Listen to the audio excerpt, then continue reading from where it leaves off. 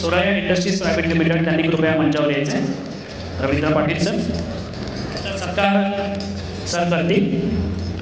जोरदार टाळ्याने आपण स्वागत करूया. रवींद्र पाटील जे स्पॉन्सर आहेत त्या इव्हेंटचे.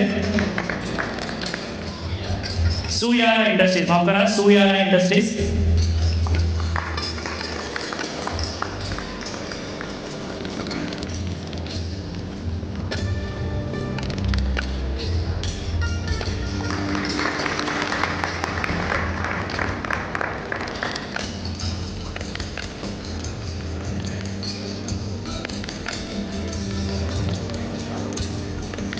तर आता मी सरांना रिक्वेस्ट करतो की तुम्ही पुढची सुद्धा हाती घ्यावी. तुम्हाला ऐकण्यात सगळ्यांना उत्सुक आहे. नमस्कार, गुड आफ्टरनून. पुण्याला यायला नेहमीच बरं वाटतं आणि बरोबर लंचच्या नंतरचं सेशन म्हणजे कसोटी असते. बघूया आता आपण काय करू शकतो ते एकत्रित मिळून. माझी अशी विनंती असणार आहे की मला जे आवडतं ते बोलण्यापेक्षा जर तुम्हाला काय ऐकायचं आहे किंवा तुमच्या मनामध्ये ॲज अन एंटरप्रेन्योर काय प्रश्न असतील त्यांचं जर उत्तर द्यायला संधी मिळाली तर त्याच्यामध्ये आणखी मजा येईल. आपण जे म्हणतो ना, visibility leads to credibility which leads to profitability. तर प्रश्न जर तुम्ही विचारला तर नक्कीच तुम्हाला या हॉलमध्ये एवढी विजिबिलिटी नक्कीच मिळणार. It might lead to some collaboration which will help your productivity and profitability. तर let's try and do that. थोडं माझ्यातर्फे बोलीन मी आणि त्यानंतर मग आपण इंटरॅक्टिव्ह सेशन करायचा असा माझा हेतू असणार आहे. त्याच्या मागचं स्वार्थ असं आहे की तुम्ही जागृत असणार. Can we all clap together for Saturday club आणि उद्योग दिंडी. क्लॅपिंगचे मुळात 3 फायदे असतात. पहिला फायदा म्हणजे it improves your blood circulation. दुसरा फायदा म्हणजे it makes sure that you are awake. आणि तिसरा फायदा म्हणजे इट एन्श्योर्स की तुमच्या बाजूला बसलेला माणूस पण जागा आहे. So let's be alert and alive and kicking. Thanks to Saturday Club, thanks to Udyog Dindi for inviting me. Thanks to my very dear friend Vineet Bansode, a very admirable friend.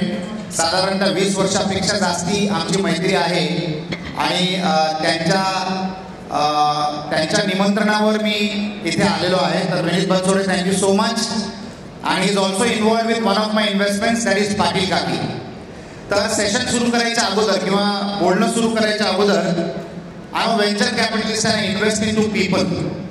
तर I am a growth investor आणि strategic investor. ज्या बिझनेसेसमध्ये cash flow manage करण्यासाठी investment लागत असेल तर I am interested. ज्या बिझनेसमध्ये ऑर्डर बुक भरपूर असेल आणि त्याचं कॅश फ्लो मॅनेज करण्यासाठी इन्व्हेस्टमेंट्स लागत असतील तर I would be interested. So people can get in touch with me. कारण growth is something that all of us need. आपण नेहमी ग्रोथच्या शोधात असतो. ग्लोबलायझेशनचा जमाना आहे. माझे चांगले मित्र इथे बसले, सुनील उपलब्ध. आम्ही एका संस्थेमध्ये एकत्रित आहोतच आणि that's a very successful business. ज्या बिझनेसमध्ये तुमचं पॅक 2 डिजिटमध्ये असतो त्या बिझनेसला भविष्य चांगलं असतं आणि स्टॉक मार्केट अशा कंपनीची वाट पाहतं. तर एक फार इंटरेस्टिंग चर्चा आता लंचच्या दरम्यान झाली की व्हॉट इज ग्लोबलायझेशन. जेव्हा आपण ग्लोबलायझेशन बद्दल बोलतो तर globalisation is nothing but resource management in terms of man, machinery, money आणि ऑपॉर्च्युनिटीज. तर त्यांच्याशी बोलता बोलता एक चांगली गोष्ट अशी समजली की चायनामधनं म्हणजे जे प्रोडक्ट ते बनवतात त्या प्रोडक्टमध्ये स्टीलचा वापर जास्ती असतो आणि त्या स्टीलची किंमत भारतामध्ये चायनापेक्षा 35% जास्ती असल्यामुळे you lose the competitive edge. तर अशा परिस्थितीमध्ये तुम्ही काय करू शकता?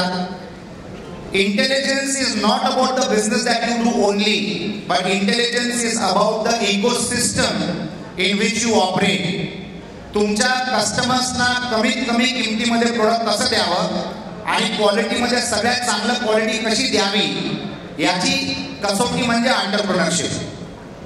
बरेच असे उद्योग असतात जिथे जो आपल्या प्रोडक्टचा सेल प्राइस असतो त्याच्यापेक्षा जास्ती कोणाचं तरी रॉ मटेरियल परचेस कॉस्ट असते. आणि कसं घडतं?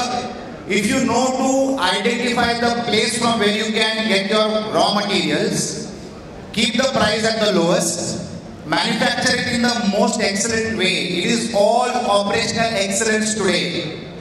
What product we make is immaterial. How well we make it, that is depending on your operational excellence. जर आपण तसं केलं तर we will have a very strong competitive edge in the market. तर सुनील उपलब्धने एक चांगला शोध लावला.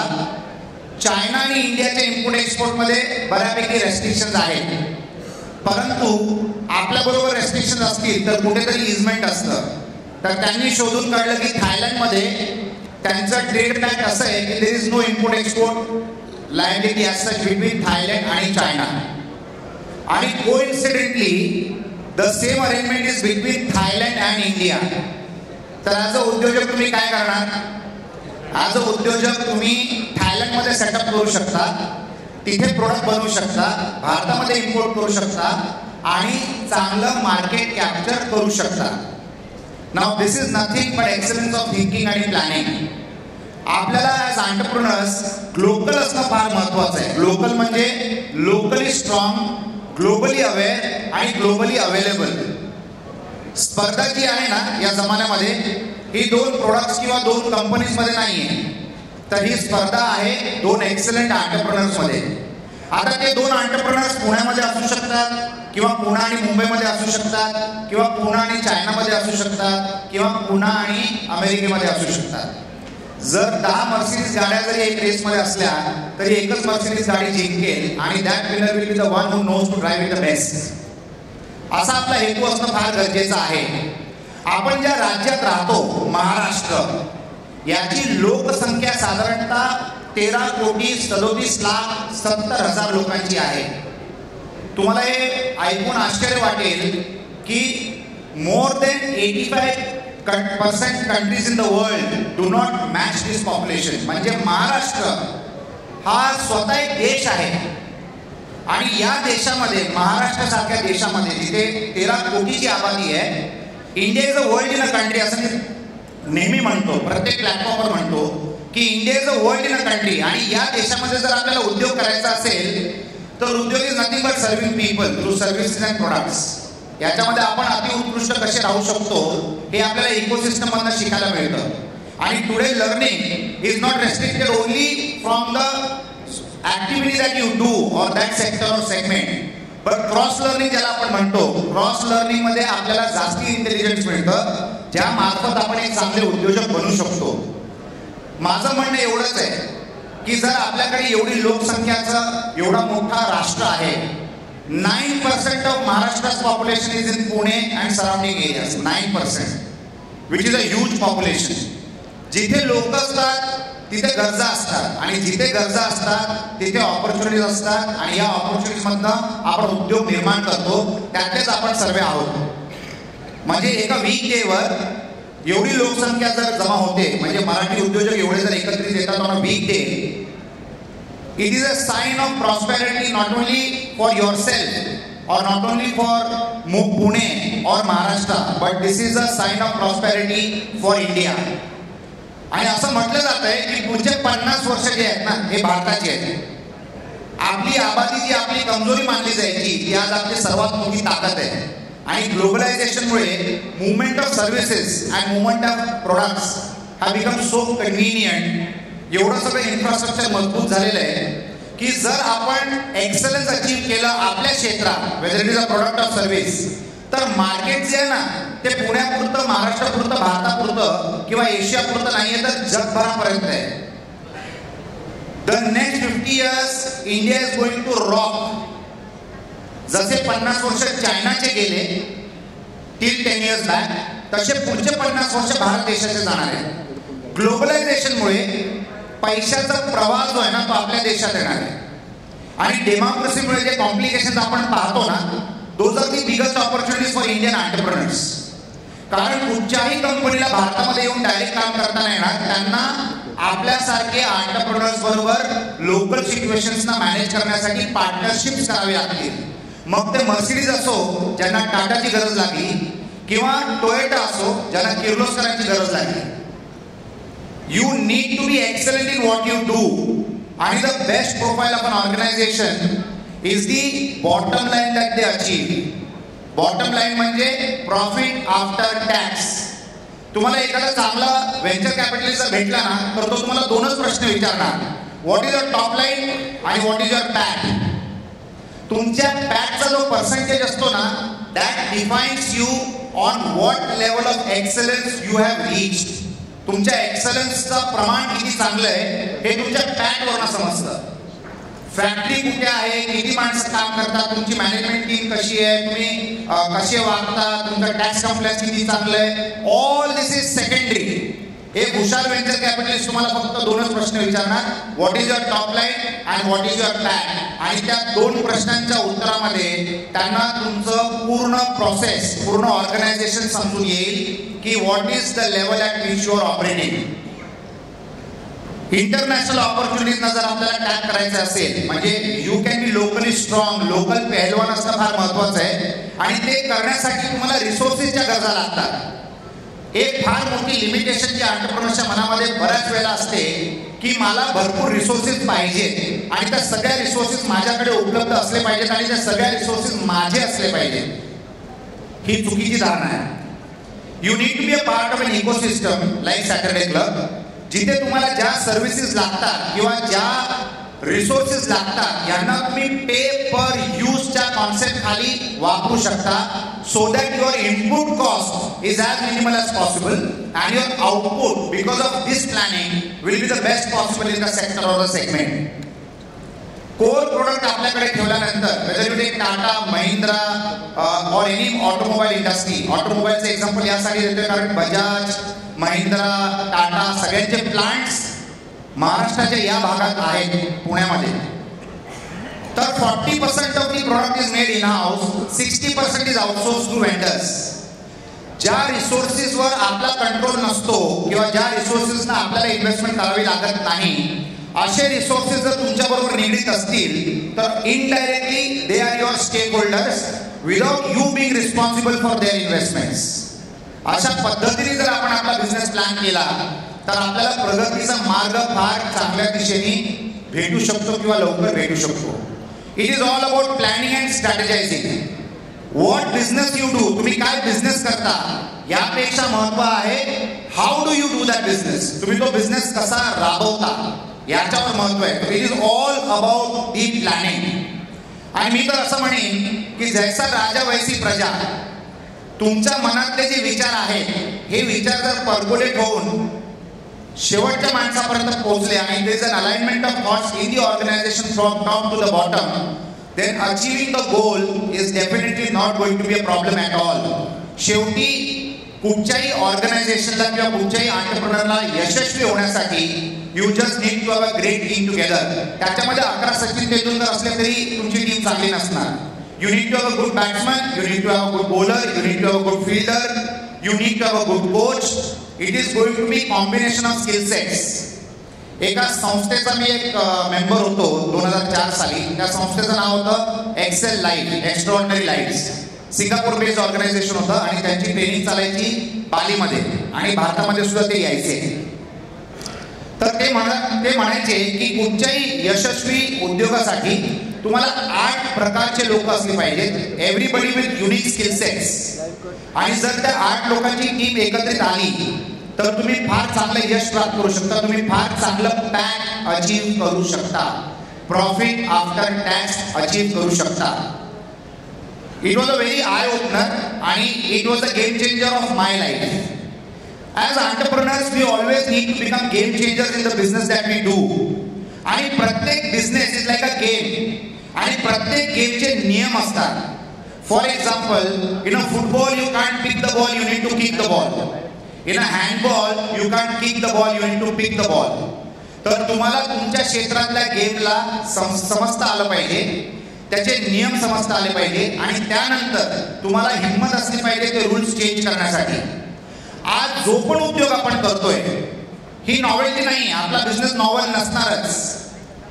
Whatever you are doing, there are 10,000 more people doing the same thing, either better than you or as good as you or not as good as you. तर तुम्ही वेगळंपण कसं आणू शकता? तर वेगळंपण आणण्यासाठी you just need to innovate. आणि तुम्हाला आश्चर्य वाटेल की इनोव्हेशनचे पर्सेंटेज किती असावं. इनोव्हेशनचं हे पर्सेंटेज असावं 2 ते 4%. That's all. जस्ट 2 ते 4%. तुम्ही जो पण उद्योग करताय तुमच्यासारखे 10,000 लोक सेम उद्योग करतायत. त्यामध्ये जर तुम्ही 2 ते 4% फरक आणला ना तर it will be innovation. There is no more invention. Invention 50 वर्षात अगोदर संपलेलं आहे. There is only innovation. जर मी आज अमेरिकेला जातोय तर अगोदर मला 2 फ्लाईट चेंज करावे लागायचे. आज तुमच्याकडे डायरेक्ट फ्लाईट्स आहे. आता हा डायरेक्ट फ्लाईट तुम्हाला अमेरिकेला 16 तासात घेऊन जातो.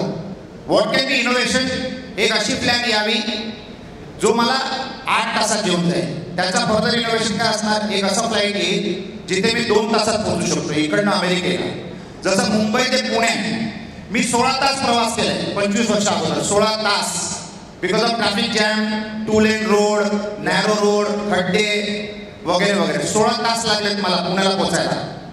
आणि आता असा वेळ येणार आहे पुढच्या 10 वर्षामध्ये की मुंबई ते Pune you will be able to travel in 20 minutes. 20 मिनिटात तुम्ही प्रवास करू शकता. This is innovation, this is progress, this is speed. Can we bring that kind of speed in our thoughts? Can we bring that kind of speed in our actions? And can we bring that kind of speed in our business performance? That is going to be the race and the future of tomorrow. Collaboration, working together, like-minded people, this is the new culture of business. पूर्ण game आपण एकटा खेळू शकत नाही. It's a relay race. प्रत्येक business एक relay race झालेला आहे. अजित मराठे माझे चांगले मित्र आहेत, निर्माण कन्स्ट्रक्शन, चांगले उद्योजक आहेत, चांगले बिल्डर आहेत. तर ते पण बिल्डर आहेत आणि मी पण बिल्डर आहे. पण मी रिले रेसमध्ये मानतो, ते देखील मानतात, पण मी रिले रेसमध्ये मानतो जिथे कुठच्या बिझनेसमध्ये सुरुवात कुठून करायची आणि त्याला किती लवकर गोल्ड पोस्ट पर्यंत घेऊन जायचं हे जर गणित आपण व्यवस्थित मांडलं आणि जर आपण रिस्क मिटिगेट केलं तर we will be extraordinarily successful. Risk mitigation is the only business that you should be into, irrespective of what is your product or what is the service that you are providing. Calculating your risk mitigation can be the biggest savior and the reason for your growth. किती risk घ्यावं त्याचं प्रमाण जर तुम्हाला मांडता आलं तर you will never be under any risk. As entrepreneurs you need to mitigate risk. आणि जे रिस्की एलिमेंट्स असतात त्यांना तुम्ही कसं काय मिटिगेट करू शकता हे ऍडव्हान्स मध्ये बांधून ठेवणं फार महत्वाचं आहे. As entrepreneurs we need to understand the concept of forward integration आणि backward integration. जर हे आपल्याला समजलं तर नक्कीच आपण फार चांगला यशस्वी बनू शकतो ज्या उद्योगात आपण आहोत त्या उद्योगामध्ये.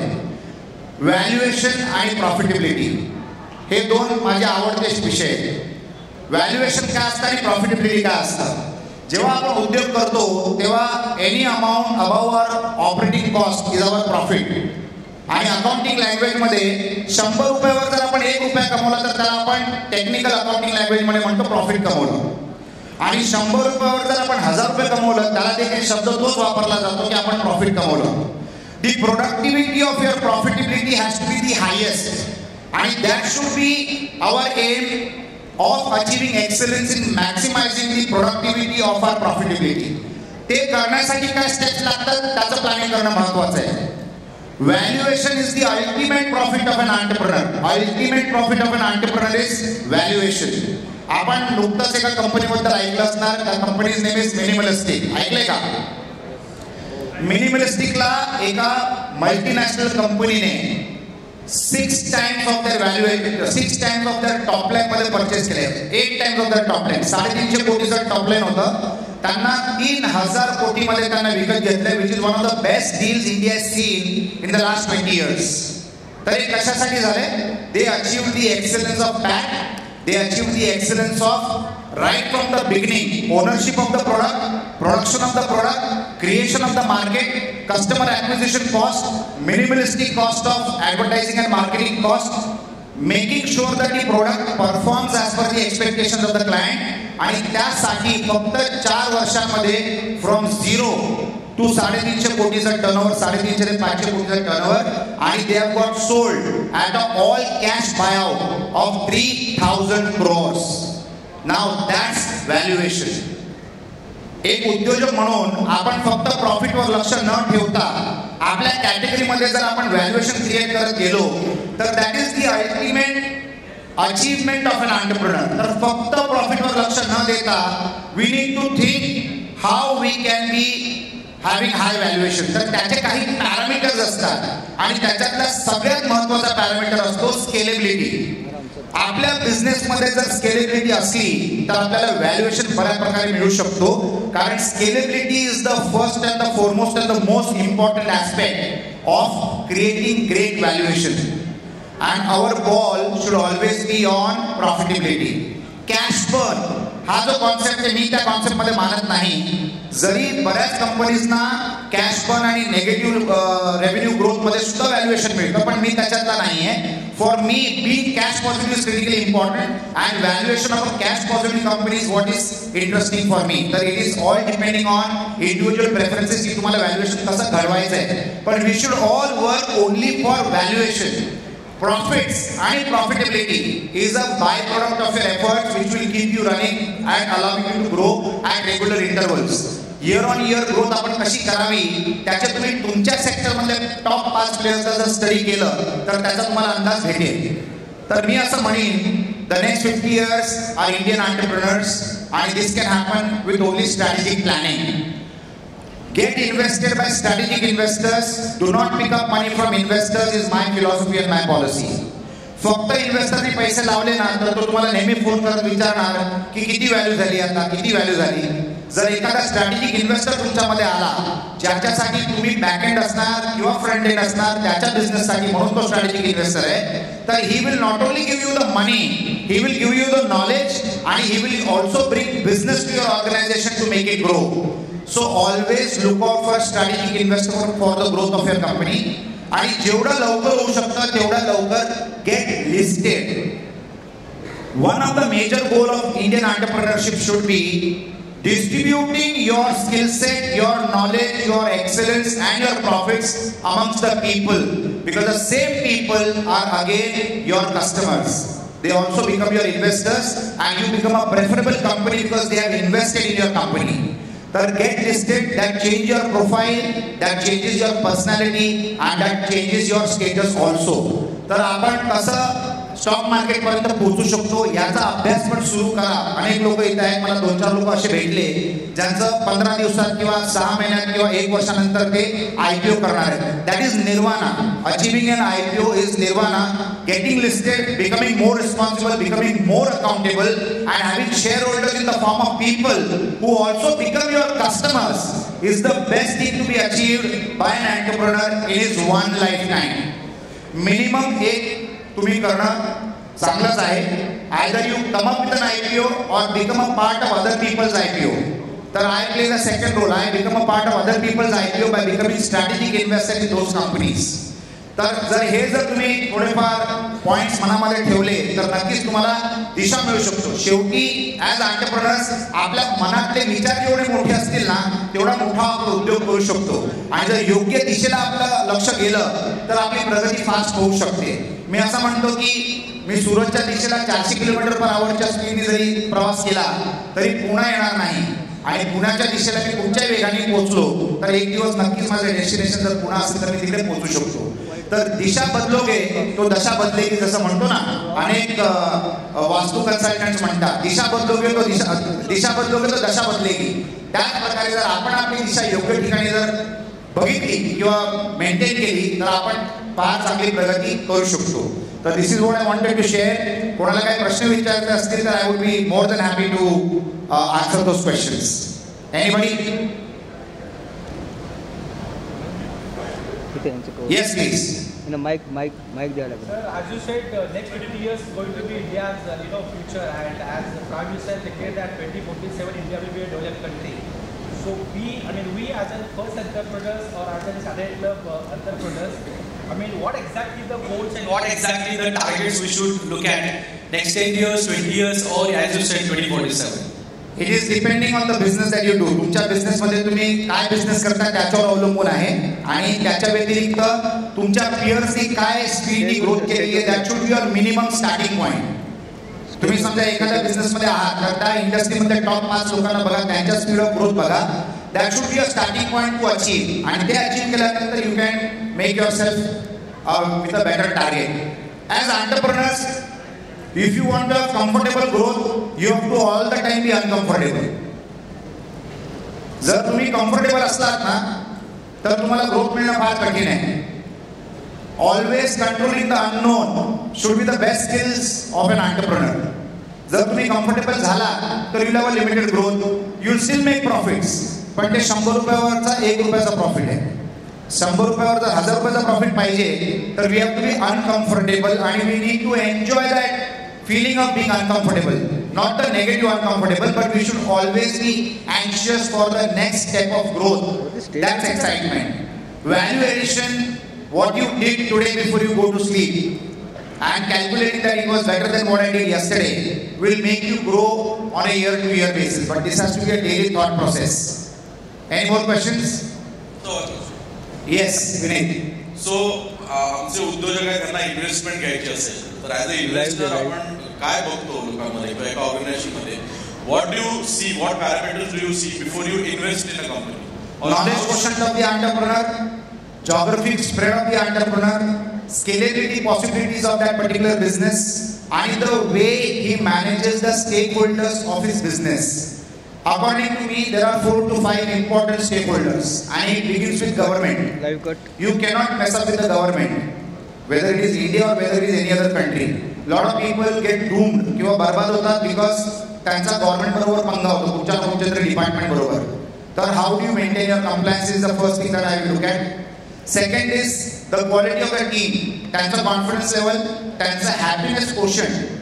That is very important. Second is the team. Third is vendors.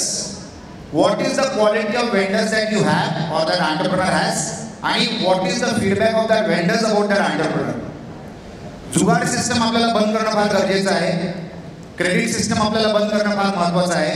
We need to have the best vendors for us to be successful. आपल्याकडे 2 टाईपचे एम्प्लॉईज असतात. एक असतो आपला डायरेक्ट एम्प्लॉई जो आपल्याकडे पगार घेतो आणि दुसरा असतो आपल्याकडे जो आहे वेंडर. त्या वेंडरला टाइमवर पैसा नाही दिला तर तो कॉम्प्रोमाइज करायला सुरू करेल तर ultimate impact will be to your customers. So the third element is one is government, second is your employees, third is your vendors. Do not compromise on the quality of vendors. They are going to be responsible for your growth. कारण तुमच्या employees पेक्षा जास्ती तुमच्याकडे लोक जे काम करतात ते वेंडरचे लोक तुमच्यासाठी काम करतात. तो vendors has to be very critically important. Fourth is your investors in the company. ते इन्व्हेस्टर तुमचे फ्रेंड्स अँड रिलेटिव्ह असतात किंवा तुम्ही स्वतः देखील इन्व्हेस्टर असतात. तर तुम्ही काय टाईपचं रिटर्न त्यांना दिलेलं आहे ते देखील महत्वाचं असतं. आणि फिफ्थ आणि सगळ्यात इम्पॉर्टंट म्हणजे तुमचा कस्टमर.